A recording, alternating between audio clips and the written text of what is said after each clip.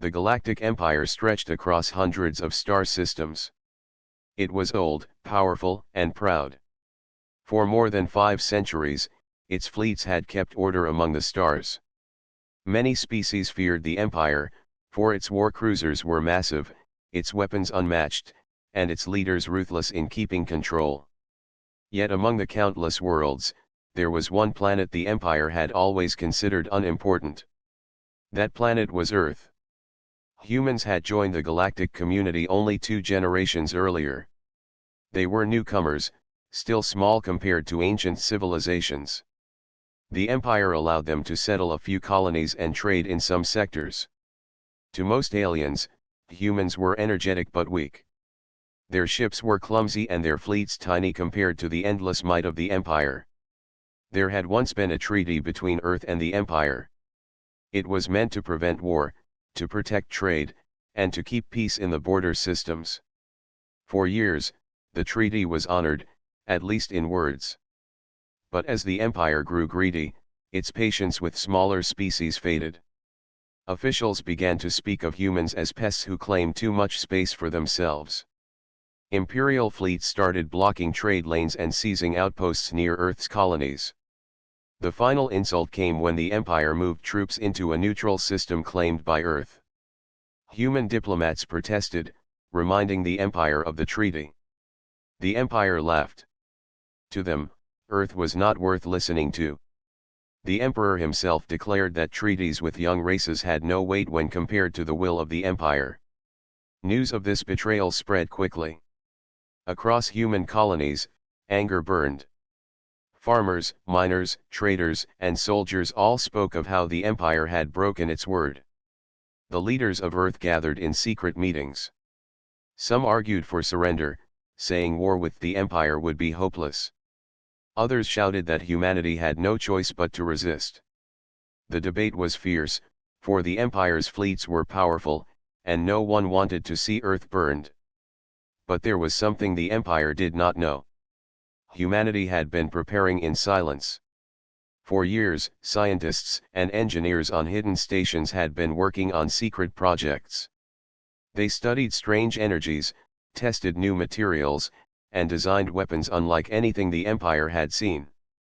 Earth's leaders had chosen to keep this hidden, fearing that if their progress was revealed too early, the Empire would strike before they were ready.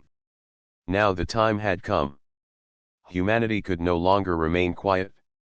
The first clash happened at the edge of the border, in a system called Lornis. An Imperial fleet entered the system, claiming it for the Empire.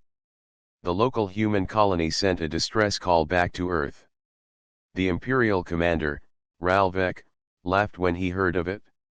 He told his officers that crushing the humans would be no more difficult than stepping on insects. His fleet of cruisers and destroyers gathered in formation, expecting an easy battle. But the humans did not send the old ships the Empire had seen before. Instead, from the dark side of Lornis's moon, new vessels emerged. They were smaller than Imperial cruisers, but their hulls were black and sharp-edged, built for speed.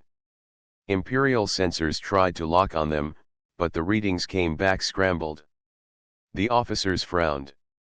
They had never seen such a thing before. Humans don't have ships like that, one officer muttered. Commander Ralvek dismissed the worry with a laugh. To him, human tricks meant nothing against the Empire's power. Still, there was unease among the crew. The new human ships did not match any known designs. Their engines glowed faintly blue, but no radiation could be measured. They seemed to move as if the laws of inertia did not hold them. Silent and fast, they closed the distance before the Empire could fire a single shot. Back on Earth, in underground command bunkers, human leaders watched the battle unfold through long-range transmissions. The fate of their people rested on this first test. If their new ships failed, Earth would be crushed. But if they succeeded, humanity would prove to the galaxy that it was not weak.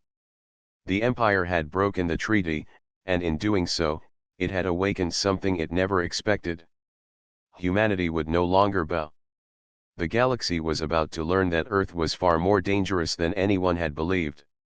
The battle at Lornis had only begun, yet already the Empire's officers were whispering in fear. And across the stars, a phrase would soon spread in hushed voices, a phrase that carried both shock and warning. Humans don't have ships like that. Commander Ralvek stood at the center of his flagship's command deck. Around him, holographic screens displayed the system of Lornis. His fleet of 8 war cruisers and 12 destroyers filled the starry void. Each ship carried weapons strong enough to flatten a colony in minutes. His officers expected a quick fight, and so did he. When the first human ships appeared from behind the moon, the Empire's soldiers laughed. "Look at them," one officer said. "Small hunters trying to scare us." Another replied with a grin, "Their ships are too small to stand against us. This will be over fast." Ralvek smiled as well, but his eyes narrowed. The human vessels were strange. They were smaller than Imperial destroyers, yet they gave no clear reading on sensors. Their outlines flickered as if space itself bent around them. It was as if the ships were shadows sliding through the stars. "Report," Ralvek ordered. "Commander," a sensor officer replied, "our scans cannot lock on. Energy output is unreadable. Engines, unknown design." Ralvek frowned. This was not what he expected. The humans should have been flying bulky freighters or slow patrol ships. Instead, they had brought something unseen in all the Empire's records. He waved a hand. "It does not matter. Small ships cannot defeat cruisers. Prepare to fire." On the human side, Captain Myro led the new fleet. Her voice was calm as she addressed her pilots. "Remember your training. Do not fight the Empire on their terms. Our ships are faster, smarter, sharper. Strike where they cannot defend." Her crew nodded with steady eyes. They had trained for years in secret, knowing this day would come. The first Imperial cruiser opened fire. Beams of plasma shot across space, lighting up the void. But the human ships moved in ways the Empire had never seen. They curved sharply, shifting speed without delay, almost as if they slid across invisible rails. The plasma beams missed completely. Gasps filled the Imperial bridge. "How did they dodge that?" an officer cried. "No ship can turn at that speed." Ralvek gritted his teeth. "Keep firing. Crush them." But the more the Empire fired, the more their shots went wide. Human vessels closed in, weaving like hunters circling prey. Then, with a flash, the first human strike came. A beam of compressed light lanced from one of the black ships, striking a destroyer's side. The armor split open as if cut by a blade. The destroyer spun out of control, its engines breaking apart. Seconds later, it exploded. Silence filled the Imperial command deck. Ralvek's face darkened. "What weapon was that?" he demanded. His officers had no answer. Their scanners could not identify the energy. On the human side, Myra's fleet pressed forward. Each ship fired in precise bursts, never wasting energy. Imperial destroyers fell one after another, their thick armor useless against the cutting beams. Human ships moved too quickly, too smoothly, slipping past defenses. Across the system, colonies watched the battle through distant relays. For the first time, humans saw their new ships fight openly. Farmers and miners on far-off worlds cheered as Imperial warships burned. Children shouted with pride. The fear of the Empire was breaking. Ralvek slammed his fist against the console. "Form a shield wall. Surround them. They cannot hide forever." The Imperial cruisers shifted into formation, their heavy weapons charging. But even as they moved, the humans darted between gaps, striking weak points again and again. One cruiser's engines went dark. Another lost its shield generator. The Empire's great fleet, thought to be unstoppable, was being humiliated by ships half its size. On the command deck, one officer whispered what many were thinking. "Humans do not have ships like this." They cannot. Ralvek heard the words and roared, "Silence! These are tricks. Nothing more. We are the Empire. They will fall." But in his heart, doubt had taken root. Meanwhile, Captain Myra watched calmly as her fleet danced through the stars. She knew the Empire was arrogant, blind to change. That arrogance had given humanity its chance. Still, she felt no joy in the destruction. She knew this was only the beginning. The Empire would send more fleets. The real war was coming. The first contact of war had been made.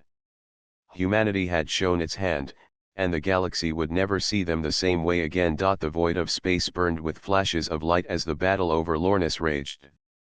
Imperial cruisers spread their wings of fire, launching plasma storms across the stars. But each time the deadly waves swept forward, the human ships slipped away like shadows. They darted between beams, twisting and bending in ways that defied everything the Empire knew about flight. On the bridge of the Imperial flagship, Commander Ralvek gripped the edge of his chair. His jaw tightened as another destroyer exploded in a shower of fire. "How do they move like this?" he demanded. His officers were pale, their screens filled with broken readings. "Commander, sensors still cannot track them," one officer admitted. "Their engines have no heat signature we can read. It is as if the ships are gliding without thrust." Ralvek's anger grew. "Nonsense. No machine moves without force. They are tricking us somehow. Focus fire and bring them down." But the truth was far worse. These were not tricks. Humanity had created something the Empire had never imagined. On the human side, Captain Myra guided her fleet with calm precision. She sat in the command chair of the Silent Spear, the lead ship of the squadron.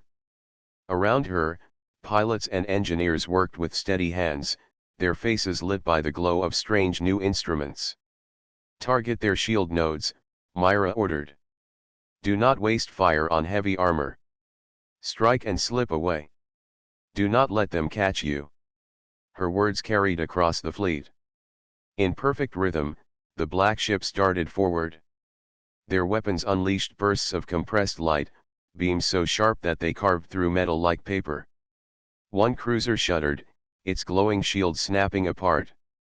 Another was pierced straight through the center, flames spilling from its hull. In the Empire's command deck, silence fell as the mighty warships burned. For centuries, cruisers of this class had been symbols of fear. Entire colonies had surrendered at their sight. Now, in mere minutes, they were falling to ships half their size. One officer whispered in disbelief, "Commander, our shields cannot stop their beams. They cut through like knives." Ralvek roared back, then hit them harder. "We are the Empire. They cannot win." But even as he shouted, another human strike tore through a destroyer. Its explosion lit up the battlefield. The crew of the flagship watched as fragments of their allies drifted across space. Confidence drained from their hearts. Across the galaxy, news of the battle spread faster than light. Hidden relays carried the images to human colonies, where crowds gathered in awe. People who had once feared the Empire now saw it bleeding. Children cheered, families embraced, and old veterans of past defeats raised their fists.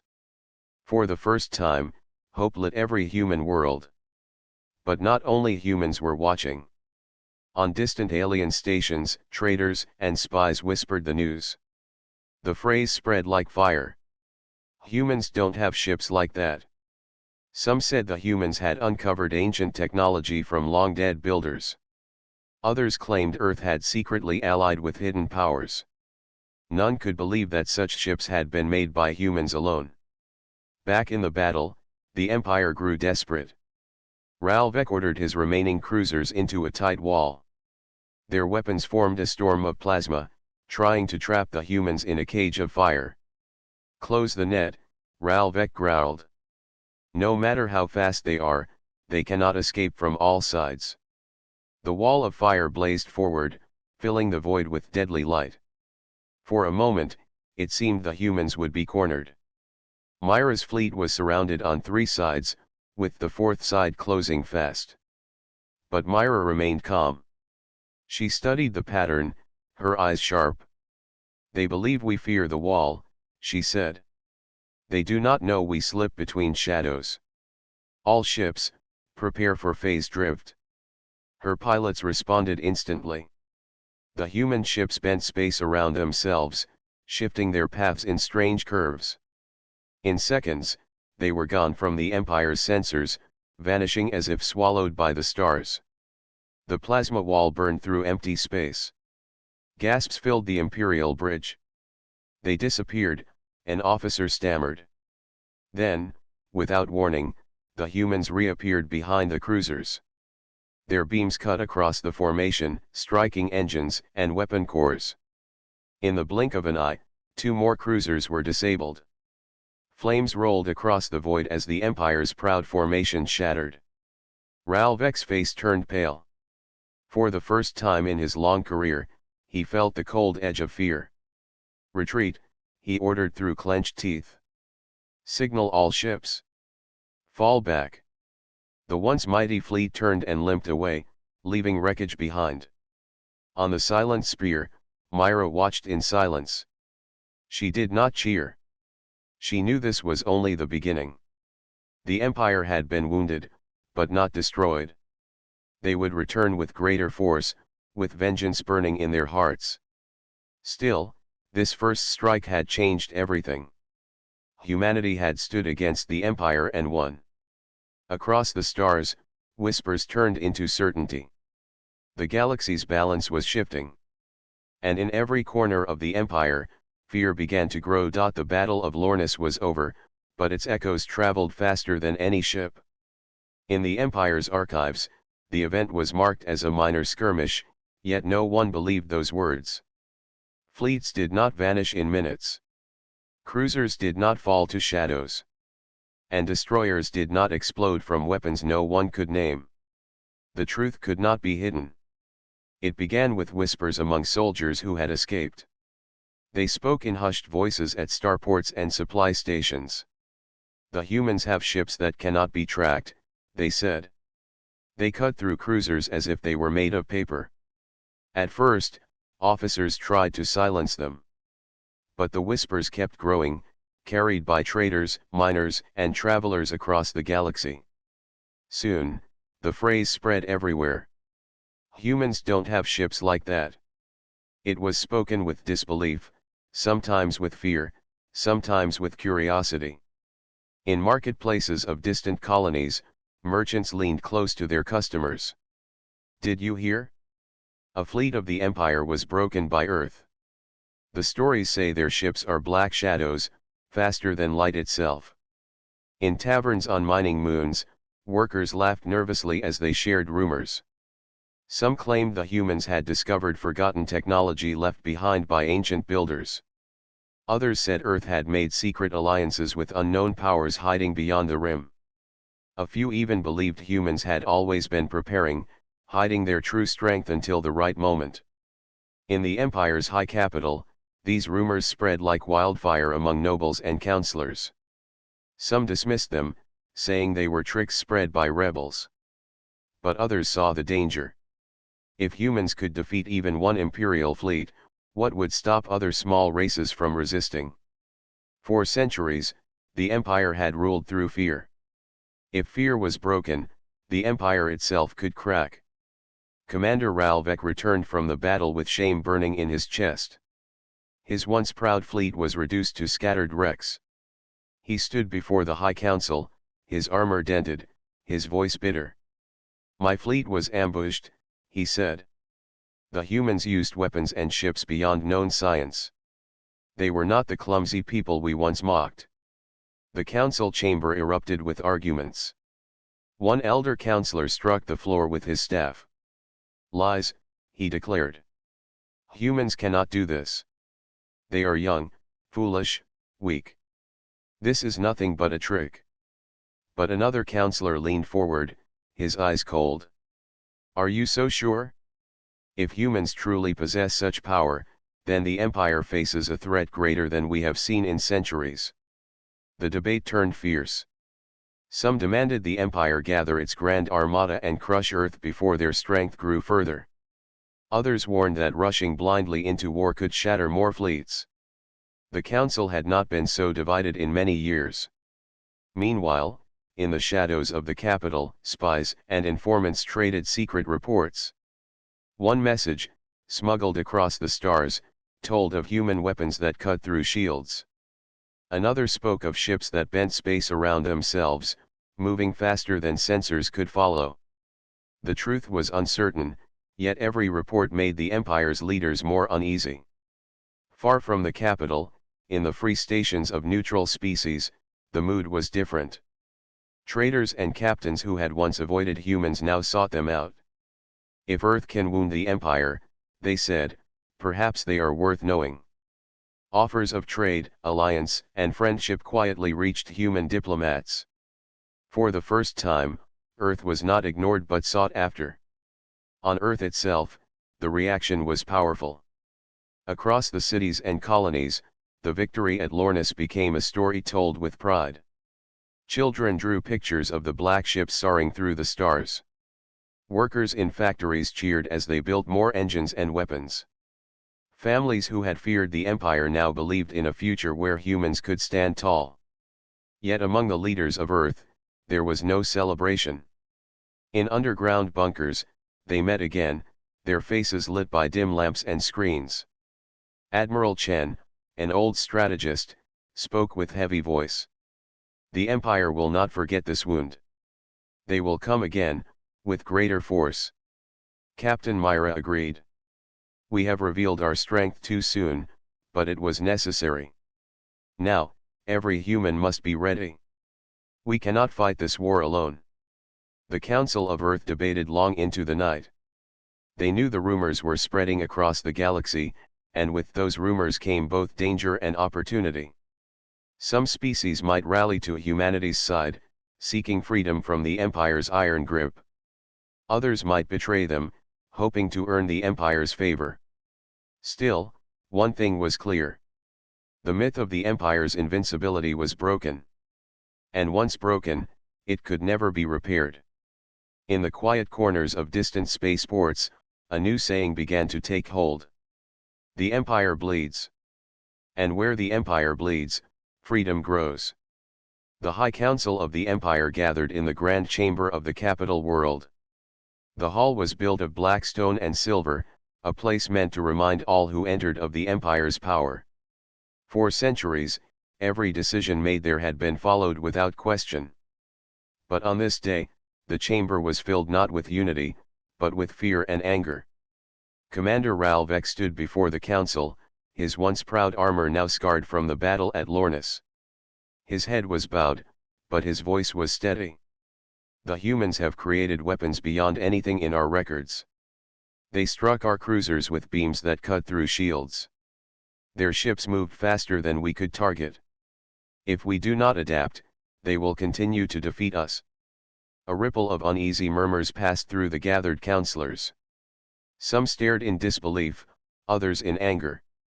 Finally, one counselor, Lord Veyron, rose from his seat. His long cloak trailed across the floor as he spoke in a booming voice. This is nonsense. A young race like humans cannot achieve what the Empire has not. Commander Ralvex speaks of shadows and tricks. He failed, and now he seeks to hide his shame behind stories.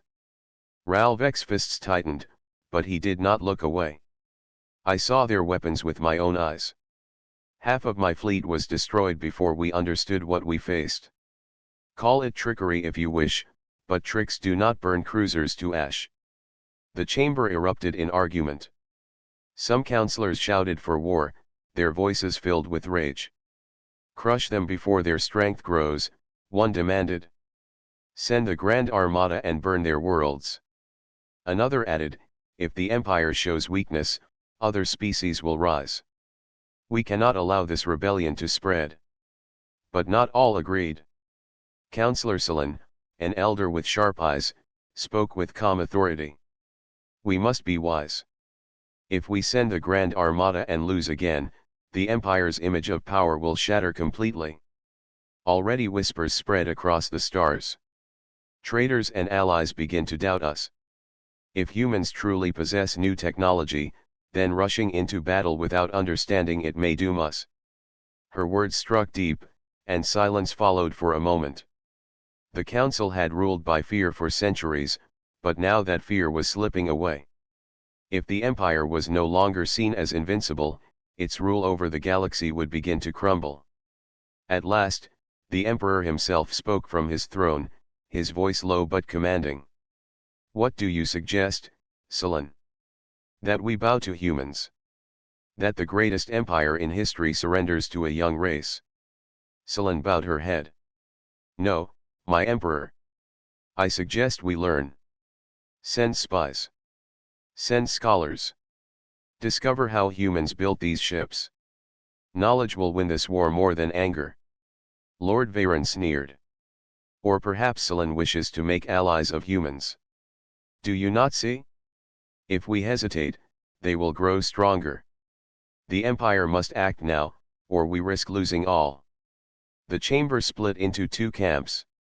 One side demanded total war, calling for fleets to gather and crush Earth with overwhelming force. The other side warned that such a move could lead to disaster if humans had more of their shadow ships waiting in secret.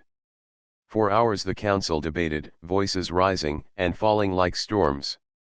Ralvek stood in silence, his eyes fixed on the floor. He had already spoken his truth. Whether the council listened or not was beyond his control. Far across the galaxy, the whispers of rebellion grew louder.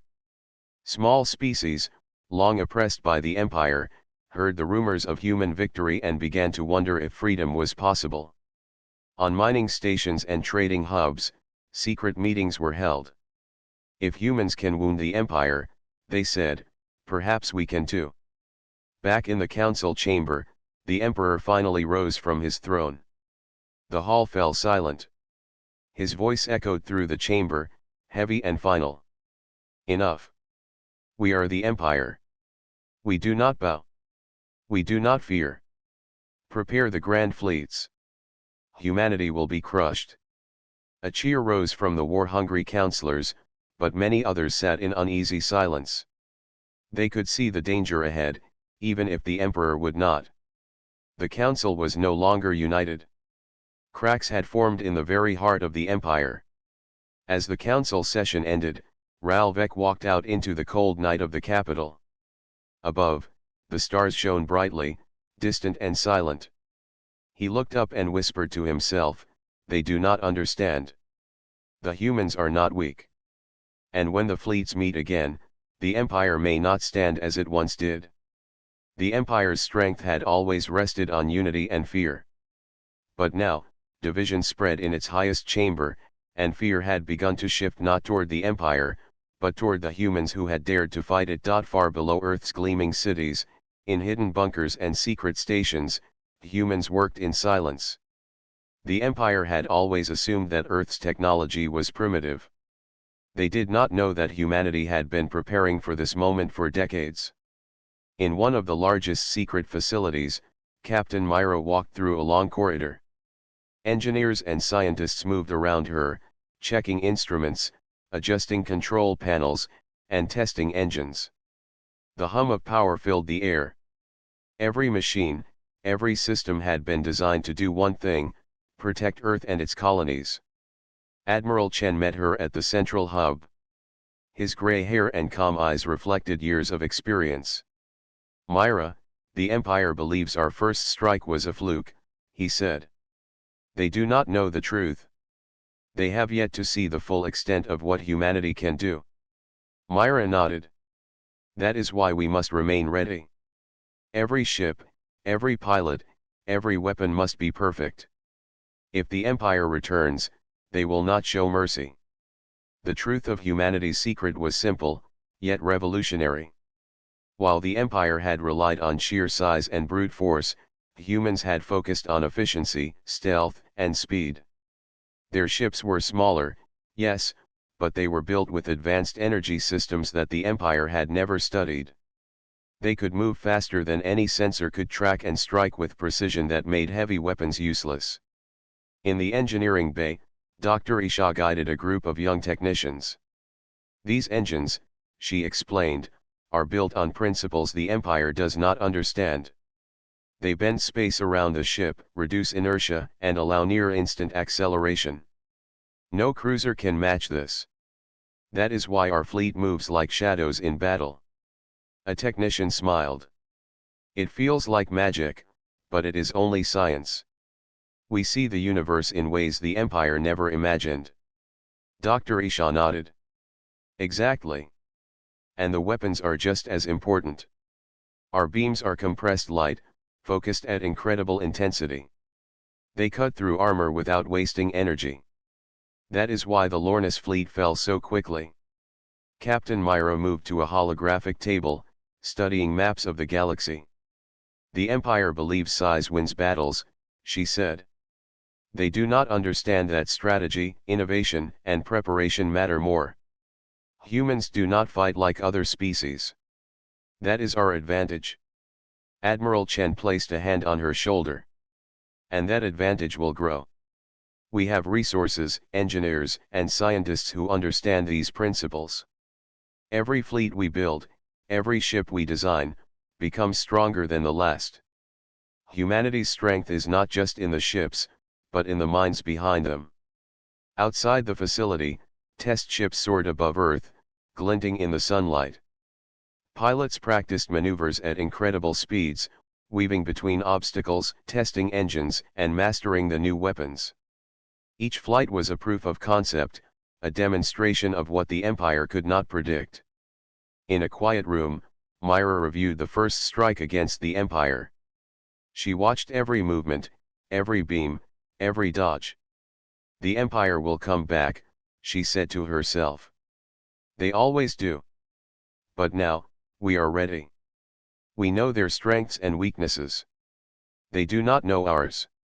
On distant worlds, the Empire continued to argue and plan.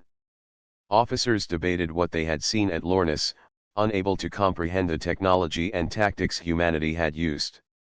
Some theorized about ancient lost knowledge, others about secret alliances. None guessed the truth, that humans had created it all themselves, without outside help, without fear, and with unwavering determination. Myra walked along a balcony overlooking the busy bay below. The sun reflected on the black hulls of test ships, each one a symbol of Earth's hidden power. She knew the Empire would return with a larger fleet. They would expect easy victories, arrogance fueling their plans. But when they faced humanity again, they would see a force unlike anything in their history. Humans do not have ships like that, she thought quietly, recalling the whispers that now spread across the galaxy. She allowed herself a small smile. The phrase was true, but it only told part of the story. Humanity's real secret was not just the ships, it was the courage, intelligence, and unity of the people behind them. Admiral Chen joined her. We cannot fight every battle, he said, but when the time comes, we will show the Empire that humans are no longer weak. We will fight, and we will endure. And the galaxy will remember who stood against the Empire and changed the future. Myra looked out at the horizon, where the sky met space. The stars shone with promise and challenge. Humanity had hidden its strength for too long. Now, it was time to rise, to protect what they loved, and to face the Empire without fear. The secret of humanity had been revealed in the shadows, and soon, the entire galaxy would see the true power of Earth. The Empire had underestimated them, and that mistake would change the course of history. Months passed after the Battle of Lornis, and the galaxy was changing. The Empire, once feared in every corner of known space, had become cautious. Rumors of human power spread like wildfire, and every star system began to reconsider its loyalties. Humans were no longer a small race to be ignored. They had proven they could fight, adapt, and win against the greatest force in the galaxy. On Earth, Captain Myra stood on the observation deck of the Silent Spear, looking out at the stars. The test fleets moved across the skies below, performing maneuvers and practicing attacks. Every pilot, every ship, was ready. The Empire will return, she said to Admiral Chen, who stood beside her. They will try to take what they think is theirs. But now, humanity is prepared for anything. Admiral Chen nodded. We no longer fight in the shadows. The galaxy knows our strength, and our allies will grow. Other species are watching. They may join us, or at least hesitate before opposing us. That hesitation is our advantage. Meanwhile, the Empire struggled to maintain control.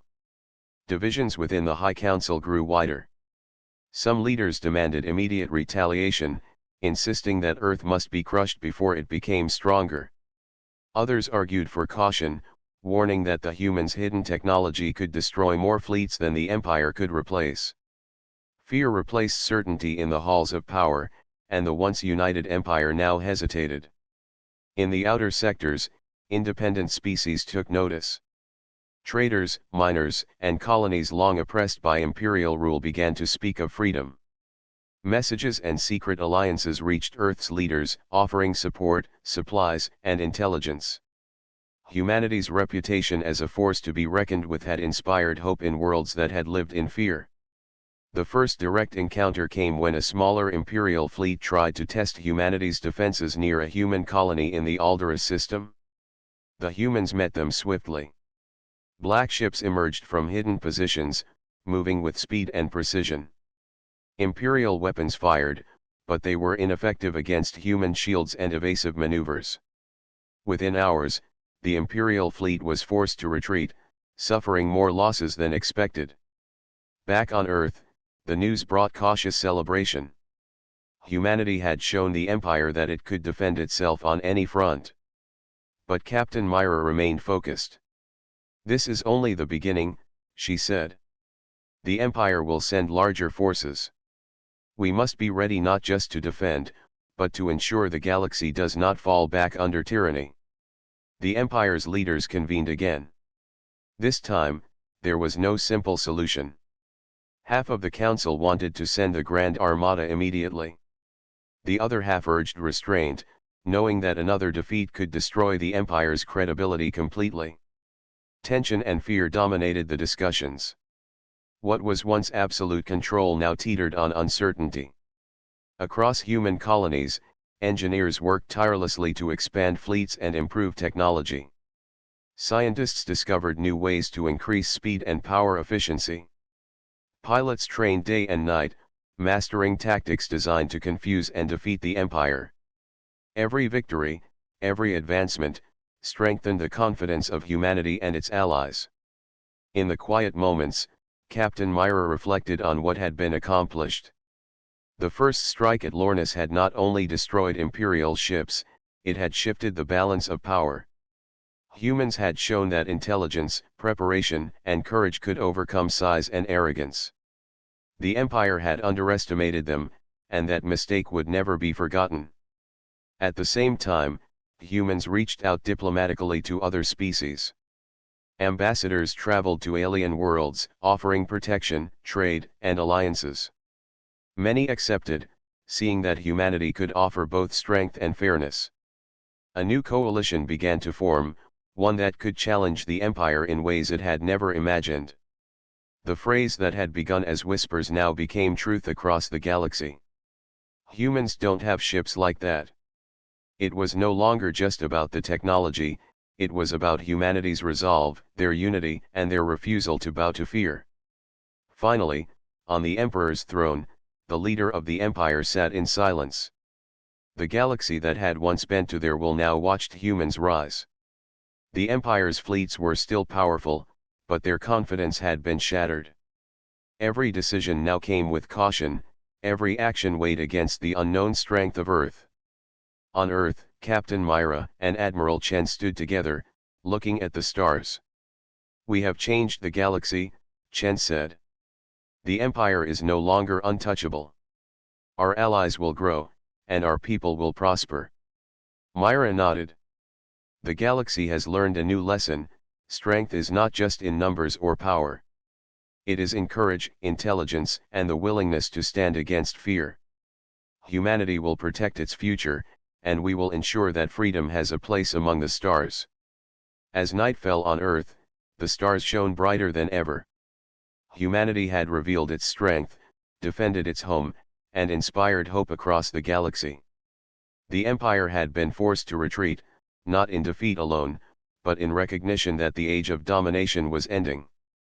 A new balance had been set, one where humans stood at the center, ready to face any challenge and lead the galaxy toward a future of courage, freedom, and unity. The era of the Empire's unquestioned rule was over. The age of humanity had begun.